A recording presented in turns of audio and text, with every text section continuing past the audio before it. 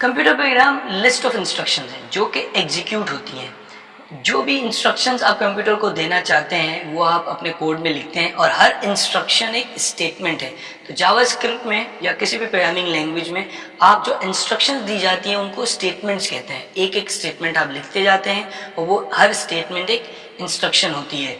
JavaScript में भी आप उस इंस्ट्रक्शन को स्टेटमेंट कहते हैं। स्टेटमेंट में कुछ भी हो सकता है। आप वेरिएबल डिक्लेयर करते हैं, वेरिएबल में वैल्यू असाइन करते हैं, कोई फंक्शन कॉल करते हैं, कोई एक्सप्रेशन, कोई कैलकुलेशन, ये सारी चीज़ें जो एक एक लाइन में आप लिखते हैं वो स्टेटमेंट्स होती हैं।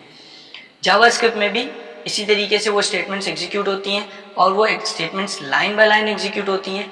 स्टेटमेंट्स, सारी स्टेटमेंट्स मिल के एक कंप्यूटर प्रोग्राम बनाती हैं और आपका जो कंप्यूटर प्रोग्राम होता है उसमें वो सारी स्टेटमेंट एग्जीक्यूट होती हैं लाइन बाय लाइन। पहले एक स्टेटमेंट एग्जीक्यूट होगी, दूसरी होगी, फिर तीसरी, फिर चौथी, पांचवी, इस तरीके से तमाम statements line by line execute होना शुरू हो जाती हैं। यहाँ आप देख सकते हैं एक वेरिएबल है var a equals to 4, var b equals to 2, var c equals to 0। अब c में a और b को प्लस करके रख दिया गया है। तो जो हमने var a इक्वल्स टू 4 लिखा है ये एक स्टेटमेंट है, b इक्वल्स टू 2 ये भी एक स्टेटमेंट है, c बनाया ये भी एक स्टेटमेंट है, जब इन दोनों को सम किया जा रहा है ये भी एक स्टेटमेंट है। फिर अलर्ट, ये सारी इंस्ट्रक्शंस हैं और प्रोग्रामिंग में इन इंस्ट्रक्शन को स्टेटमेंट कहते हैं। तो हर स्टेटमेंट जो इंडिविजुअल एग्जीक्यूट होती है वो आप यहाँ पर देख सकते हैं कि वो इंस्ट्रक्शंस हैं और वो वन बाय वन ये प्रोग्राम इसी सीक्वेंस में एग्जीक्यूट होगा। जब आप कोई स्टेटमेंट लिखते हैं तो एक स्टेटमेंट को दूसरी स्टेटमेंट से सेपरेट करने के दो तरीके कार है। एक तो आप सेमीकोलन लगा दें। जब आप सेमीकोलन, जो भी स्टेटमेंट आपने लिखी है उसके एंड में सेमीकोलन लगा देंगे, स्टेटमेंट एंड हो जाएगी। उसके बाद आप दूसरी स्टेटमेंट शुरू कर सकते हैं और फिर दूसरी स्टेटमेंट लिखें सेमीकोलन, तीसरी स्टेटमेंट लिखें सेमीकोलन।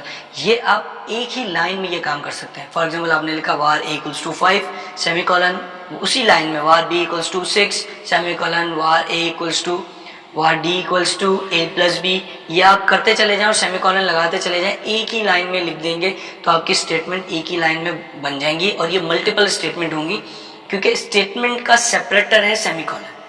इसकी एक एग्जांपल देखते हैं। यहाँ पर मैंने एक वेरिएबल बनाया var a equals to 5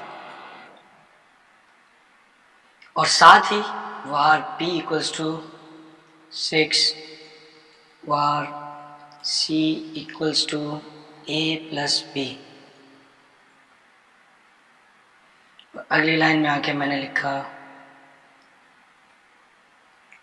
alert a semicolon alert b semicolon alert c।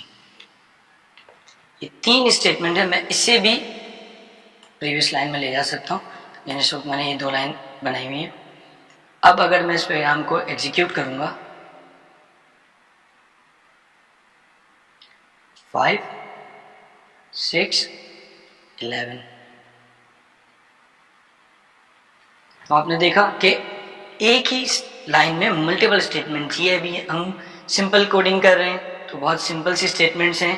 आप जितनी भी कॉम्प्लेक्स स्टेटमेंट हो, अगर सेमी कॉलन से सेपरेट हो रही हैं वो स्टेटमेंट्स, तो आप एक ही लाइन में मल्टीपल स्टेटमेंट्स ऐड कर सकते हैं। टिपिकली बहुत सारी प्रोग्रामिंग लैंग्वेज में, जावास्क्रिप्ट में भी आप अपनी स्टेटमेंट को सेमीकोलन से एंड कर सकते हैं, लेकिन जावास्क्रिप्ट में स्टेटमेंट को एंड करने का एक और तरीक़ेकार है। अगर आप अपनी स्टेटमेंट में सेमीकोलन ना लगाएं और लाइन चेंज कर दें, अगली लाइन में आ जाए var a इक्वल्स टू 5, अगली लाइन में var b इक्वल्स टू 6, अगली लाइन में var c equals to a plus b, तो ये तीन सेपरेट लाइन्स हैं। तो जो लाइन चेंज है वो उसको जावास्क्रिप्ट का इंजन अज्यूम कर लेगा कि ये स्टेटमेंट चेंज हो गई है और ये नेक्स्ट स्टेटमेंट है। तो इसलिए आप अगर चाहते हैं सेमीकोलन नहीं लगाना चाहते, जो कि रिकमेंडेड है कि आपको सेमीकोलन लगाना चाहिए, जावास्क्रिप्ट में अलाउड है कि आप विदाउट सेमीकोलन चला सकते हैं, लेकिन आपकी स्टेटमेंट की, आपके प्रोग्राम की खूबसूरती इसी में कि आपको प्रॉपरली हर स्टेटमेंट का एंड पता हो। सेमीकोलन से पता चल जाएगा आपकी स्टेटमेंट एंड हो गई है। तो आप लाइंस लिखें, जो भी स्टेटमेंट्स लिखनी है, सेमीकोलन नहीं लगाएंगे तो नेक्स्ट लाइन में जो भी लिखेंगे वो अलग स्टेटमेंट काउंट होगी। लेकिन अगर आपने दो स्टेटमेंट एक साथ लिख दी और सेमीकोलन नहीं लगाया तो आपका प्रोग्राम चलेगा नहीं, एरर आ जाएगा। फॉर एग्जांपल आपने लिखा var a इक्वल्स टू 5 और फिर विदाउट सेमीकोलन आपने var b इक्वल्स टू 6 लिख दिया, तो इस सूरत में आपका कोड एग्जीक्यूट नहीं होगा, एरर आ जाएगा। इसकी एक एग्जांपल करके देखते हैं अभी हम। यहाँ पर मैंने एक वेरिएबल बनाया var a इक्वल्स टू 5 और सेमीकोलन नहीं लिखा मैंने, अगली लाइन में आके लिखा var b equals to 7, var c equals to a plus b, alert a, semicolon हटा देता हूँ,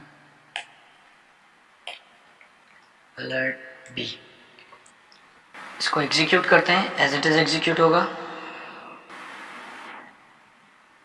5, 7 and.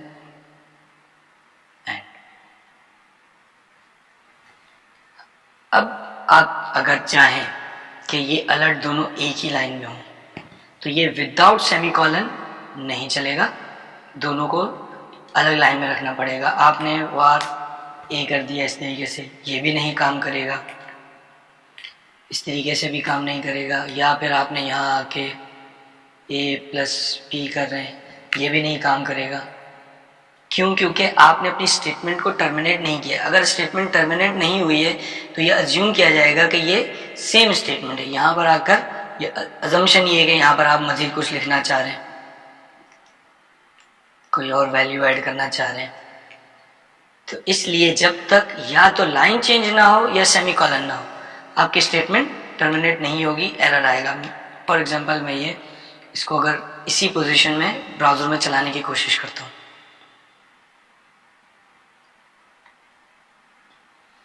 Syntax error unexpected identifier index.js line number 5, ये लाइन नंबर 5 है और यहाँ पे ये अनएक्सपेक्टेड आइडेंटिफायर का एरर आ रहा है। यहाँ पर ये ज़रूरी है कि आपको अपने जब भी आप ब्राउज़र में काम कर रहे हो अपना कंसोल ओपन रखें, ताकि जब भी आपको एरर आए आपके पास तो आप उसे फ़ौरन आइडेंटिफाई कर सकें और आपको पता हो कि क्या एरर है। और एरर को पढ़ना समझना बहुत ज़रूरी है, उससे ये पता चलता है कि एरर में किस लाइन पे क्या एरर आ रहा है वो आप फ़ौरन आइडेंटिफाई कर सकते हैं।